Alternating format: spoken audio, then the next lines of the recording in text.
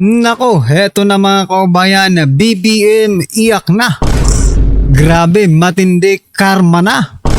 Ayan mga kaubayan, patungkol po riyan ang ating alamin at bibigyan ng reaksyon sa video ito.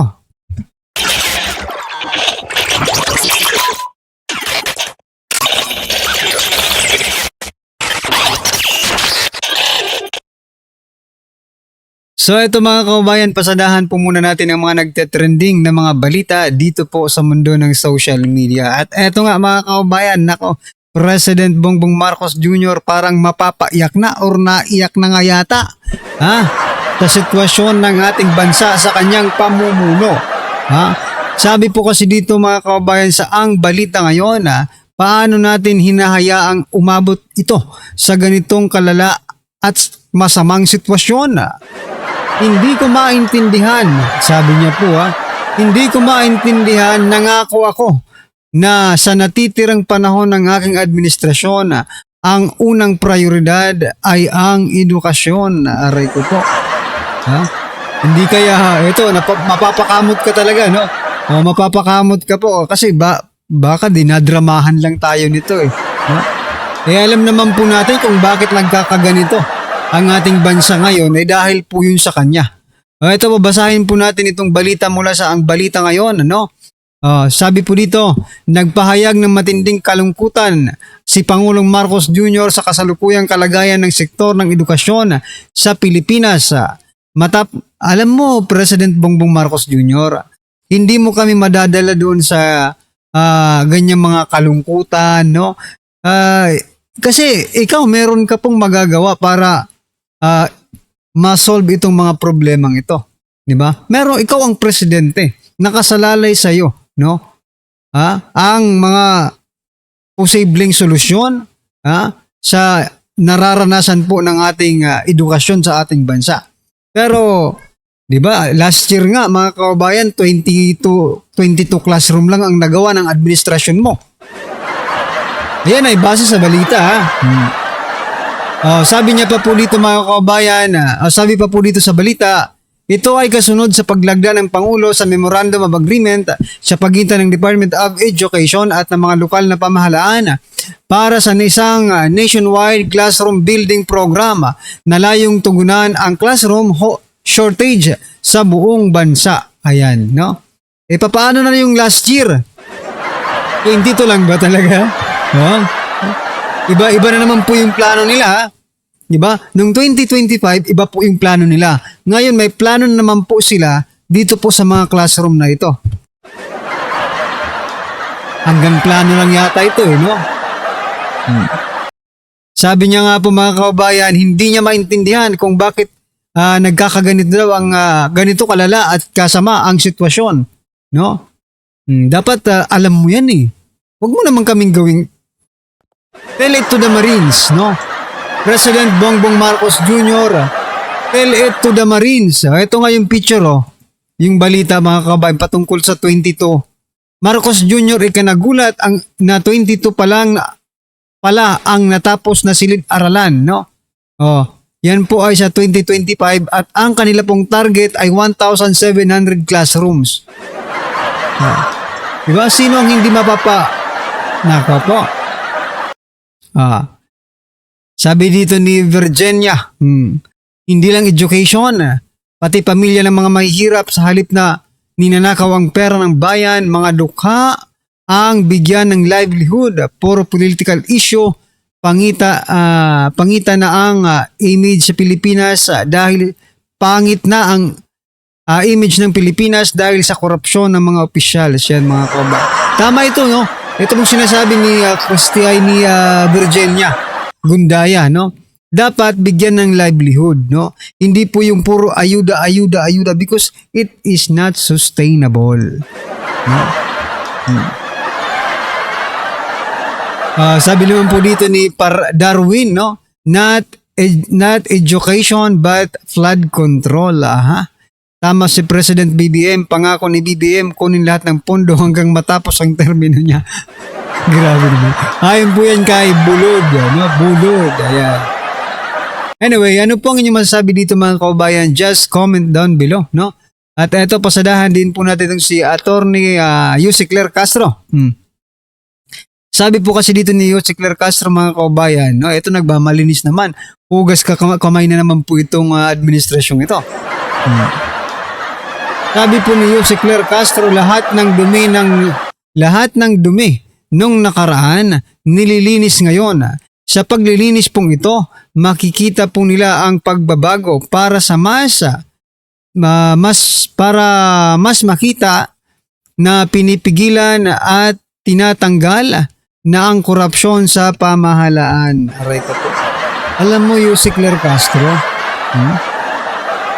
wala sa hulog itong sinasabi mong ang dumi ng nakaraan, no? Ang dumi ng nakaraan nililinis daw ngayon, mga kababayan. Kung tinutukoy mo ang nakaraang administrasyon, mali ka, no? Kasi tingnan mo, kung nakaraang administrasyon po ang mga flood control scam na ito, no? Flood control scandal na ito, dapat mga opisyal ng nakaraang administrasyon ang humaharap at kinakasuhan ngayon. Pero hindi po no? Kasalukuyang mga opisyal ng gobyerno ang mga humaharap sa aligasyon ng korupsyon sa flood control. So maling-mali po 'yan. Dapat kung sinasabi mo yung nakaraan, no, mga dumi ng nakaraan, no, dapat sinasabi mo maglabas ka, no, ng ebidensya na talagang merong ipapakita, ito si nakarang administrasyon ito, dapat huliin, kasuhan at ipakulong, no. Pero hindi, no. Lahat po ng nasasangkot, almost all, no, ng mga nasasangkot ay sa administrasyon mismo ninyo. Kaya, huwag mo kaming gawing ob-ob. Nako. Kung ob-ob ang pagtingin mo sa sarili mo, huwag mong gawing ob-ob, no? Yung taong bayan. Grabe ka naman, Castro, no? Anyway, eto, basahin nga natin yung komento ng ating mga kaubayan. Sabi po dito ni Balaga, Dear Madam Clara, blaming past administration does not solve today's problem. Accountability starts with the present leadership.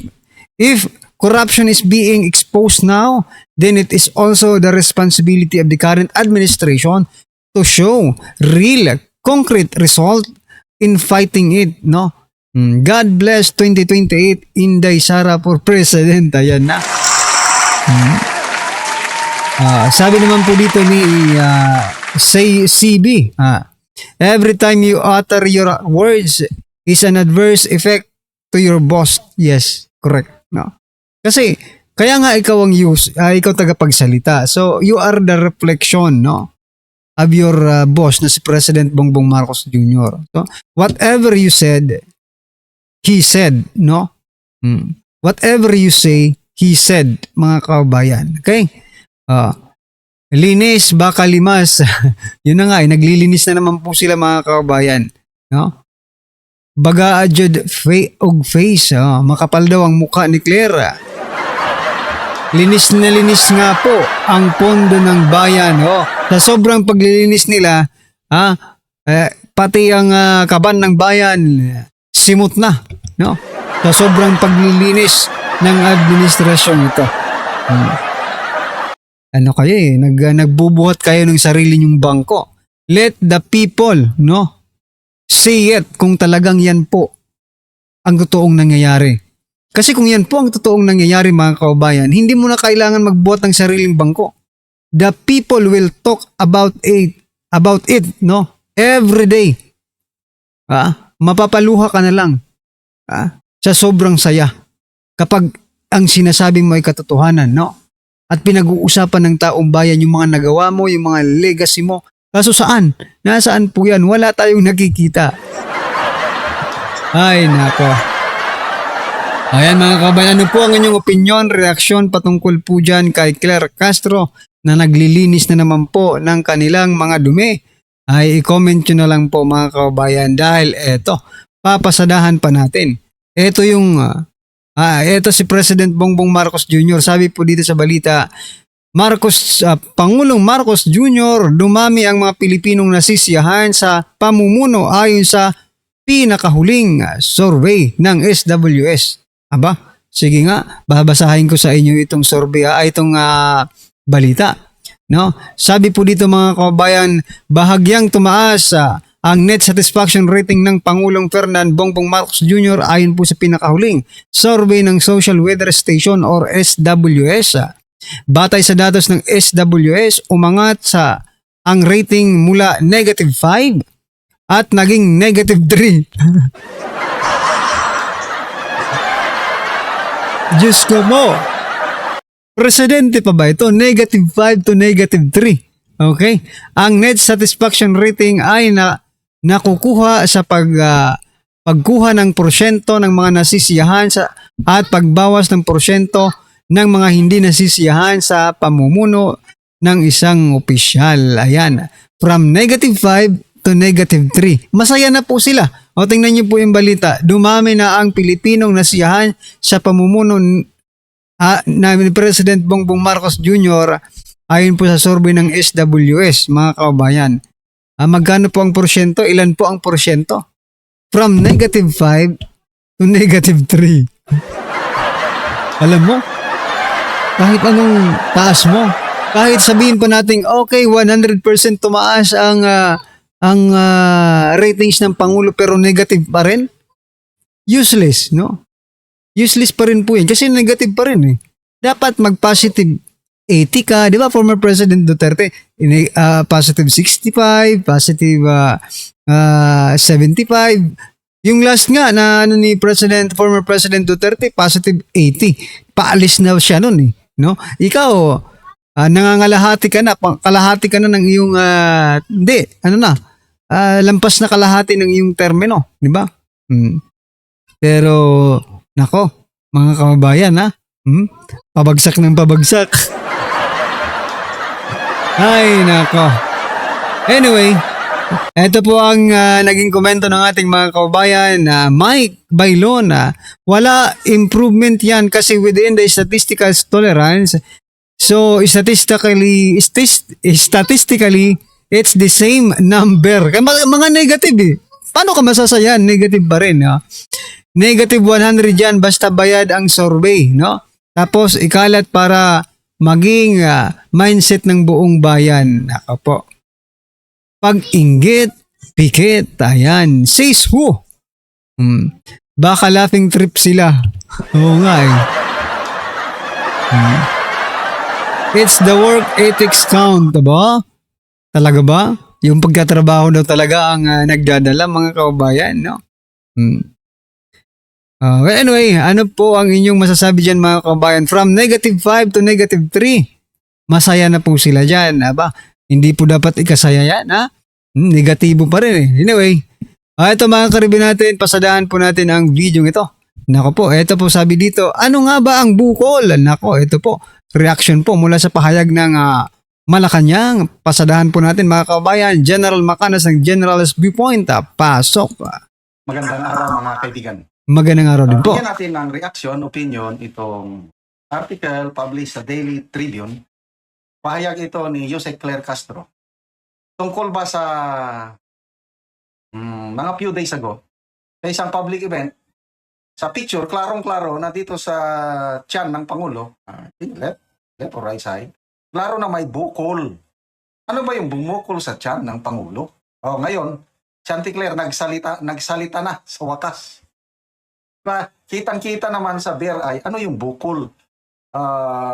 Kabisado ko yan dahil nung tinyente, kapitan pa ako, nagdadala ako ng pistola, caliber 45 pistol, bumubukol talaga dito sa tagiliran. Okay. So dito ka sa Pangulo, bare eye mo lang, makikita mo, bumukol. Ano ba yung bukol na yon? So maraming nag-i-speculate, ano ba yon? So may kanya-kanyang hula. So ito, si Attorney Roque, may hula siya. Nagtanong siya, Auntie Claire, ano ba yan? Colostomy bag ba yan? Ito, sumagot si Auntie Claire.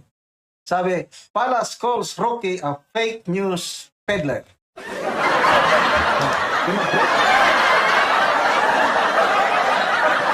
Jose Claire Castro hit former Palace mouthpiece Harry Roque a fake news peddler after he posted a photo of President Marcos Jr. with a square image on his left thigh, seemingly a colostomy bag.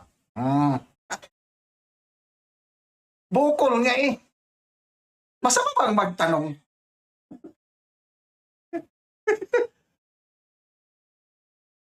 Sabi po ni Claire, fake news peddler daw si Attorney Harry Roque, no? Pero tanong yun eh. Pag sinabing tanong, it is not a news. No, kung gagawing mong news ang lahat ng tanong, mga kaubayan, aba hindi na po yan news. The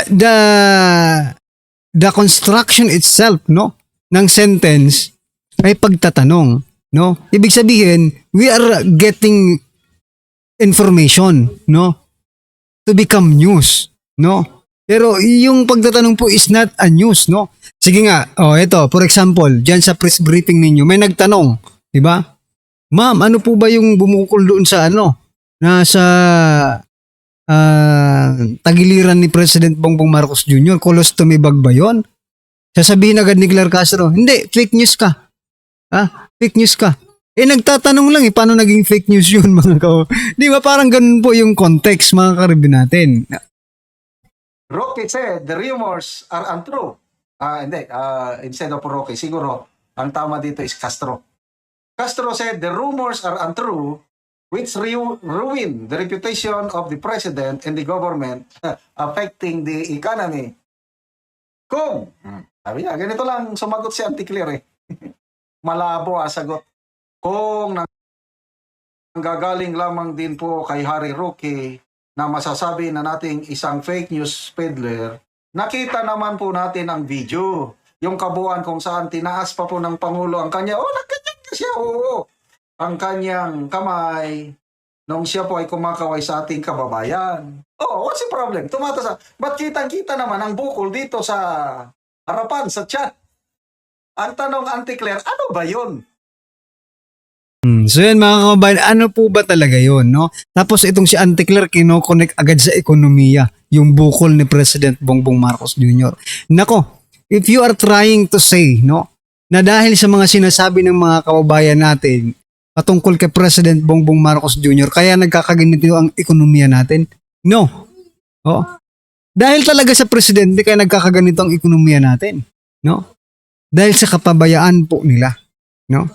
Dahil sa hindi natin alam, sabi naman ni Claire Castro, nagtatrabaho pero hindi natin ramdam. Saan ba napupunta yung mga bunga ng kanyang pagtatrabaho? Well, kung nagtatrabaho po ang presidente at ganito pong kalagayan natin, iba siguro ang kanyang trinatrabaho. Diba? Kung nagtatrabaho ang presidente at ganito po ang mga korupsyon sa ating bansa, ibig sabihin ganito ang bunga ng kanyang pagtatrabaho. Corruption po yata ang trinatrabaho ng presidente. Nagtatanong lang po mga kababayan. Logically. Based on what Auntie Claire is saying. Kasi sabi niya, nagtatrabaho po ang presidente. Ngayon, wala naman tayong nakikitang resulta. Diba? Ang resulta lang ay corruption. So, ang bunga ng pagtatrabaho ng presidente ay corruption. It's better, no?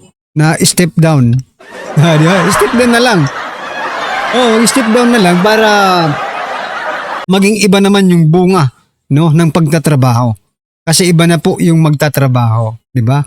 Alright, anyway mga karibin natin, ano po ang inyong opinion, reaksyon patungkol po sa video nito? Just comment down below. Ayan, don't forget to like and subscribe mga kababayan. Maraming salamat po.